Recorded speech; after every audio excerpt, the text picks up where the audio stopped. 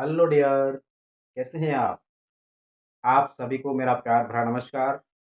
साथियों, हमने पिछली क्लास में पश्चिमी शुष्क रेतीला मैदान पढ़ा था और आज हम उसी कड़ी में आज की क्लास में पश्चिमी रेतीला अर्धशुष्क मैदान पढ़ने जा रहे हैं।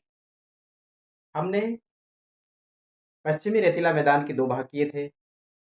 तो पहला भाग था पश्चिमी शुष्क रेतीला मैदान और दूसरा भाग था पश्चिमी शुष्क अर्धशुष्क रेतीला मैदान। तो आज हम अर्धशुष्क रेतीला मैदान को पढ़ने जा रहे हैं। देखिए, पश्चिमी अर्धशुष्क रेतीला मैदान, हम यहाँ पर एग्जाम में प्रश्न किस टाइप से आते हैं और कहाँ पर क्वेश्चन बनते हैं उसी पैटर्न पर चल रहे हैं। तो आपको भी उसी तरीके से पढ़ना है। हमें थ्योरी याद नहीं करनी है, हमें सिर्फ हमारे एग्जाम अप्रोच के हिसाब से पढ़ाई करनी है कि क्वेश्चन कहाँ से बनता है, कैसे बनता है और कैसे बन सकता है। क्योंकि मित्रों, एक मैटर याद करना बड़ी बात नहीं है, लेकिन जब तक हमें पता नहीं होगा किस टॉपिक से कहाँ पर और कैसे क्वेश्चन बन सकता है, और ये आइडिया आपको यहाँ से मिलता रहेगा। आप हमारे साथ जुड़े रहिए। रोज़ मैं कहता हूँ, हमारे चैनल को सब्सक्राइब कीजिए, लाइक कीजिए और शेयर करिए, ताकि अधिक से अधिक अपने भाइयों का भला हो सके। हमारा मिशन है हमारे भाइयों का अधिक से अधिक भला हो। तो उसी कड़ी में देखिए, हमने बात की थी पश्चिमी अर्धशुष्क रेतीला मैदान। यहाँ पर फर्स्ट क्वेश्चन यही बनता है, क्या बनता है कि पश्चिमी अर्धशुष्क रेतीला मैदान, इसका नाम राजस्थान बांगर किसने दिया, या पश्चिमी अर्धशुष्क रेतीला मैदान को राजस्थान बांगर नाम किसने दिया? तो वह नाम दिया था प्रोफेसर वीसी मिश्रा ने। प्रोफेसर वीसी मिश्रा ने, जिन्होंने राजस्थान के भौतिक भागों को 4 भागों में बांटा था, वही प्रोफेसर वीसी मिश्रा है जिन्होंने राजस्थान को वर्तमान आधुनिक या नवीनतम भौतिक भागों में बांटा। उनका ही वर्गीकरण सर्वमान्य और श्रेष्ठ माना जाता है, जिनको हम आज भी पढ़ रहे हैं। यहाँ से भी क्वेश्चन बार बार आते हैं। तो इनका यूँ कह सकते हैं कि राजस्थान के जो भौतिक भाग है उनका आधुनिक वर्गीकरण भी कह सकते हैं।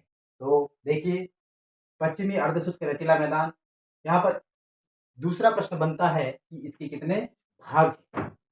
अर्धशुष्क रेतीला मैदान, इसके भाग कितने हैं? उसके कितने भाग हैं? 4 भाग, 4 हैं। और वह 4 भाग कौन से हैं? पहला है घग्गर प्रदेश, नंबर 1। नंबर 2 है शेखावटी प्रदेश, और नंबर 3 है नागौर उच्च भूमि, और नंबर 4 है लूनी बेसिन या गोडवाड़ प्रदेश। उसको हम एक मैप के द्वारा भी समझ सकते हैं। देखिए साथियों, यहाँ पर एक जो अर्धशुष्क मैदान है, उसकी जो प्रदेश है, उसका एक सरल प्रश्न ये बनता है कि उत्तर से दक्षिण में इनका क्रम कौन सा है। यह रीट पिछली रीट में आया हुआ था कि उत्तर से दक्षिण का क्रम कौन सा है। तो देखिए, नंबर 1 पहला है घग्गर प्रदेश। पहला कौन सा है? घग्गर प्रदेश। दूसरा है शेखावटी प्रदेश। दूसरा कौन सा है? शेखावटी प्रदेश। और ये यह रहा घग्गर प्रदेश, यहाँ पर है। और तीसरा है नागौर उच्च भूमि। तीसरा है नागौर उच्च भूमि, और वह यह है 3 नंबर। और लास्ट है लूनी बेसिन प्रदेश, और वह है ये। तो क्वेश्चन क्या आया था कि उत्तर से दक्षिण का क्रम कौन सा है? तो यहाँ पर फर्स्ट है घग्गर प्रदेश, दूसरा आता है शेखावटी प्रदेश, तीसरा आता है नागौर उच्च भूमि, और चौथा आता है लूनी बेसिन प्रदेश। यहाँ तक तो सरल है, लेकिन कभी कभी इन प्रदेशों में यह कौन से जिलों में है? यहाँ पर तीसरा प्रश्न ये बनता है कि घग्गर प्रदेश कौन से जिलों में फैला हुआ है, इसका विस्तार कहाँ है या किन जिलों में है? तो आइए जानते हैं। घग्गर प्रदेश गंगानगर, हनुमानगढ़ और अनूपगढ़ जिलों में बना हुआ है। साथियों, यहाँ पर एक इंपॉर्टेंट प्रश्न बनता है, अगर नए जिलों के संदर्भ में पूछता है तो अनूपगढ़ जिला क्या है? नया है, तो यह पूछ सकता है। घग्गर प्रदेश की प्रमुख नदी है घग्गर, और इसका जो प्रवाह क्षेत्र है वह है नाली कहलाता है। घग्गर नदी का जो प्रवाह क्षेत्र है वो क्या कहलाता है? नाली। और इस नाली से कई बार एग्जाम में प्रश्न आए हुए हैं कि नाली क्या है। ठीक है। अब दूसरा है शेखावटी प्रदेश। इस शेखावटी प्रदेश का दूसरा नाम है अंतः प्रवाही प्रदेश या अंतः प्रवाह प्रदेश, यहाँ पर क्या नदियाँ क्या करती है, रेत के टीलों में विलीन हो जाती है, अंतः प्रवाह हो जाता है, वह हमें नदियों के रूप में दिखाई नहीं देती है। तो इस शेखावटी प्रदेश का दूसरा नाम क्या है, अंतः प्रवाही प्रदेश। और यह किस क्षेत्र में फैला है, नंबर 1 चुरू, नंबर 2 झुंझुनू, तीसरा है सीकर, चौथा नीम का थाना, डिडवाना कुचामन। तो 1, 2, 3, 4 और 5 जिलों में फैला हुआ है शेखावटी प्रदेश, और वह है यहाँ पर, ये 2 नंबर शेखावटी या अंतः प्रवाही प्रदेश। अब हम बात करते हैं इसी शेखावटी प्रदेश में बहने वाली प्रमुख नदी कौन सी है, वह है कांतली नदी। आर का मतलब है रिवर, चोट में लिखा है कांतली नदी। और जो कांतली नदी है इसका प्रवाह क्षेत्र वह कहलाता है तोरावटी। साथियों, यहाँ से तोरावटी से कई बार क्वेश्चन आए हैं कि तोरावटी क्या है, या कथन के रूप में दे सकता है, किसे भी दे सकता है। तो तोरावटी क्या है, कांतली नदी का प्रवाह क्षेत्र। सिंपल आसान भाषा में कांतली नदी का प्रवाह क्षेत्र तोरावटी कहलाता है। अब यहाँ पर शेखावटी से ही और प्रश्न बनता है कि सर्वाधिक खेजड़ी वृक्षों की अधिकता कहाँ पर पाई जाती है। शेखावटी से प्रश्न बनता है खेजड़ी वृक्ष सर्वाधिक कहाँ पर पाए जाते हैं। सर्वाधिक खेजड़ी वृक्षों की प्रधानता शेखावटी प्रदेश में पाई जाती है। पूरे राजस्थान में सर्वाधिक खेजड़ी के वृक्ष शेखावटी प्रदेश में पाए जाते हैं। अब हम बात करेंगे जोहड़ क्या है, जोहड़ क्या है और नाड़ा क्या है। यह प्रश्न भी कई बार आया हुआ है कि जोहड़ क्या है और नाड़ा क्या है। जोहड़ का मतलब हम यूं कह सकते हैं कि शेखावटी प्रदेश में जो कच्चे कुएं हैं, कैसे कच्चे कुएं, कुएं 2 प्रकार के होते हैं, कच्चे और पक्के। तो जो कच्चे कुएं हैं उनको जोहड़ कहा जाता है। और नाड़ा मतलब शेखावटी प्रदेश में जो पक्के कुएं हैं जिनकी पत्थरों से चुनाई की जाती है, तो पक्के कुएं होते हैं, उनको नाड़ा कहा जाता है। ठीक है। अब शेखावटी प्रदेश में एक और कंसेप्ट आता है सर।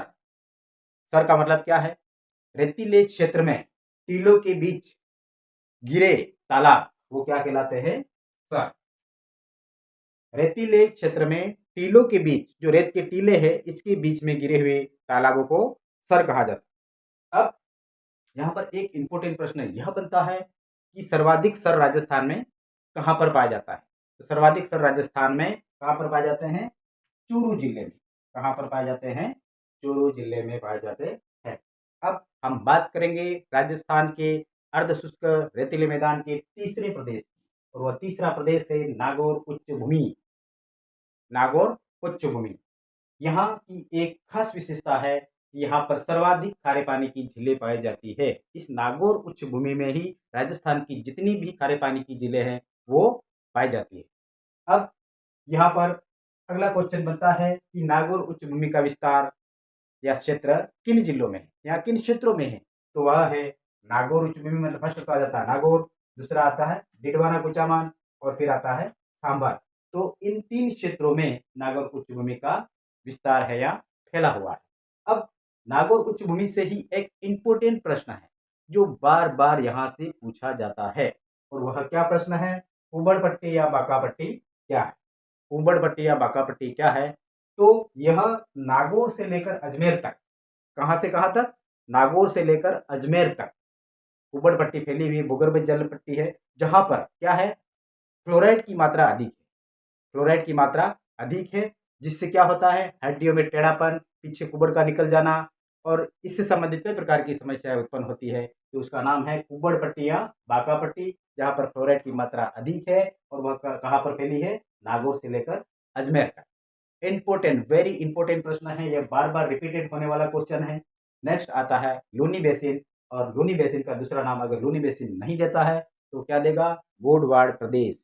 मित्रों, गोडवाड़ प्रदेश क्या है, गोडवाड़ प्रदेश किन क्षेत्रों में फैला है, तो इसकी बात करेंगे हम। यह बाड़मेर, बालोतरा, जालोर, सांचौर, पाली, जोधपुर ग्रामीण और दक्षिणी पश्चिमी ब्यावर, इन क्षेत्रों में फैला हुआ है। ठीक है। अब यहाँ पर एक जिला आता है सांचौर, और सांचौर में रेल या नहर क्या है, रेल या नहर, इसको सांचौर को रेल या नहर भी कहा जाता है। इसका स्थानीय नाम है सांचौर का, इसको मतलब स्थानीय भाषा में रेला या नहर कहा जाता है। तो अभी तक हमने पढ़ा कि राजस्थान का जो पश्चिमी अर्धशुष्क रेतीला मैदान है उसको कितने भागों में बांटा है, उसको 4 भागों में बांटा है। पश्चिमी रेतीला अर्धशुष्क मैदान, उसको बांगर प्रदेश किसने कहा? तो बांगर प्रदेश किसने कहा? वीसी प्रोफेसर वीसी मिश्रा साहब ने कहा था, जिन्होंने राजस्थान को भौतिक भागों में बांटा था। कितने भागों में बांटा था? 4 भागों में बांटा था। अब पहला आता है घग्गर प्रदेश। घग्गर प्रदेश में हमने पढ़ा कि इस प्रदेश की मुख्य नदी कौन सी है? तो इस प्रदेश की मुख्य नदी घग्गर है और इसके प्रवाह क्षेत्र को नली कहा जाता है। फिर हमने पढ़ा कि घग्गर प्रदेश का विस्तार किन जिलों में है।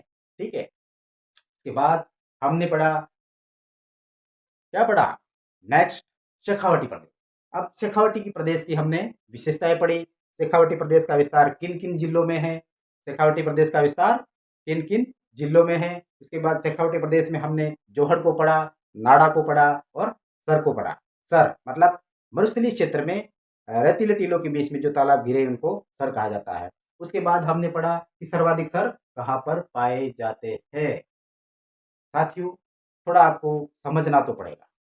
जब हम मैदान में उतर ही पड़े हैं, हमने ठान ही लिया है कि हमें कुछ करना है, तो तपस्या तो करनी पड़ेगी। क्योंकि साथियों, सोना बनने के लिए तपना तो पड़ेगा। जब तक तपेंगे नहीं, सोने की क्या विशेषता है? क्योंकि वह आग में तपता है, आग की भट्टी में तपता है, तब जाके सोना बनता है। बिना तपे सोना नहीं बनता है। तो हमें भी सफलता प्राप्त करने के लिए संघर्ष की भट्टी में तपना पड़ेगा। जब तक तपेंगे नहीं, हम चमकेंगे नहीं सोने की तरह। इसलिए साथियों, लगे रहिए, जुड़े रहिए हमारे साथ। हम आपका जोश, जुनून और जज्बा बनाए रखेंगे और मोटिवेटेड रहेंगे, आप हमसे जुड़े रहेंगे। Thank you.